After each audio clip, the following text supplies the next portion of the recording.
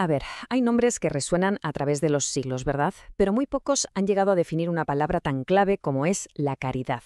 Hoy vamos a meternos de lleno en la vida de San Vicente de Paul, un sacerdote francés que no es que solo ayudara a los pobres, es que le dio la vuelta por completo a la forma en que la sociedad los veía y los atendía. Es que para entender a Vicente de Paul, lo primero es entender el tremendo conflicto que marcó su vida. Su camino, fíjense, empezó con una ambición muy clara. Quería riqueza, una buena posición, poder, pero acabó en un lugar totalmente opuesto, con una misión centrada en cuerpo y alma, en los pobres, el servicio y la compasión. Vamos, un giro de 180 grados que lo cambió, absolutamente todo. Y con esto en mente, vamos a meternos ya en su historia. Porque, ojo, la vida de Vicente de Paul no es la del típico santo que parece que nació ya con la aureola puesta, para nada. De hecho, sus comienzos apuntaban en una dirección completamente distinta. Es que su transformación no fue algo de un día para otro, ni mucho menos. Fue un proceso, digamos que forjado a fuego lento. Primero, tenemos un sacerdocio movido por la ambición. Su objetivo, como decíamos, era huir de la pobreza. Después, fíjense qué giro, lo capturan unos piratas y vive un tiempo como esclavo.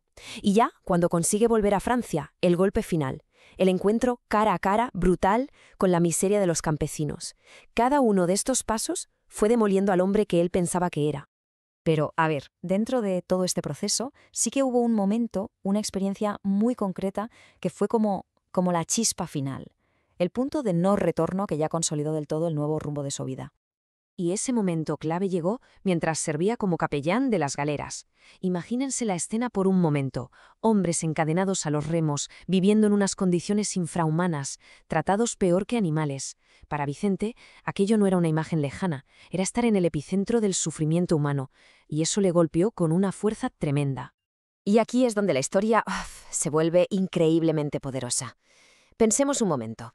¿Qué provoca ver un sufrimiento tan extremo? ¿Nos hace más duros? ¿Nos hace apartar la mirada?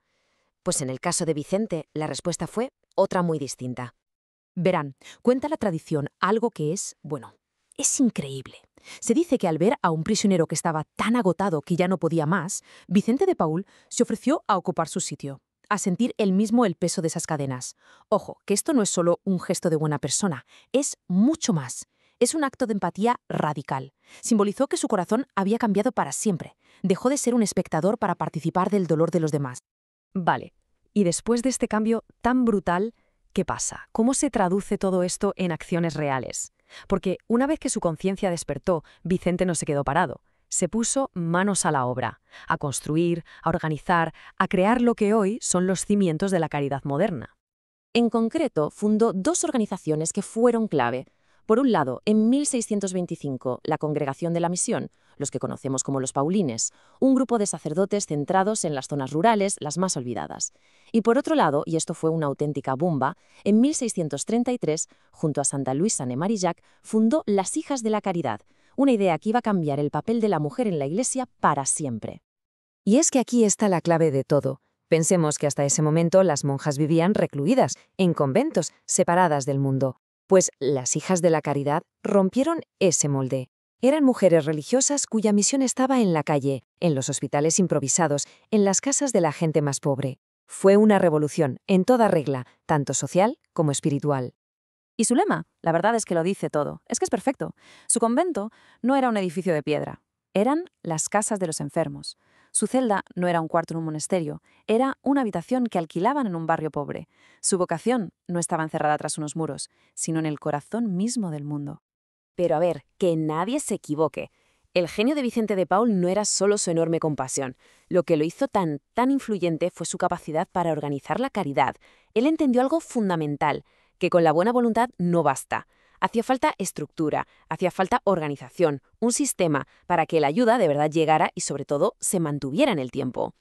Claro, con todo esto su impacto fue tan brutal que, lógicamente, en 1737 fue canonizado. La Iglesia lo reconoció como santo, consolidando su legado para la historia. Pero para mí lo más alucinante no es eso, es que su trabajo sigue vivo hoy. No estamos hablando de un personaje de un libro de historia y ya está. Es el patrón de todas las organizaciones de caridad. Su visión inspiró una red mundial de hospitales, escuelas para gente sin recursos y un montón de obras sociales que siglos después siguen su misión a pleno rendimiento por todo el mundo. Así que, si tenemos que resumir, ¿qué nos queda? Pues la vida de San Vicente de Paúl es un testimonio increíble de transformación. Nos muestra cómo la fe y, sobre todo, la empatía puesta en acción pueden encender un movimiento capaz de durar siglos y cambiar la vida de millones de personas. Y todo esto, al final, nos deja con una última pregunta en el aire. Porque la historia de este hombre parece demostrar que la compasión, cuando se organiza, cuando se pone en marcha de verdad, no solo ayuda a unos pocos, sino que tiene el poder de reorganizar las estructuras de la sociedad. Y la gran pregunta es si ese poder sigue ahí, a nuestro alcance, hoy en día.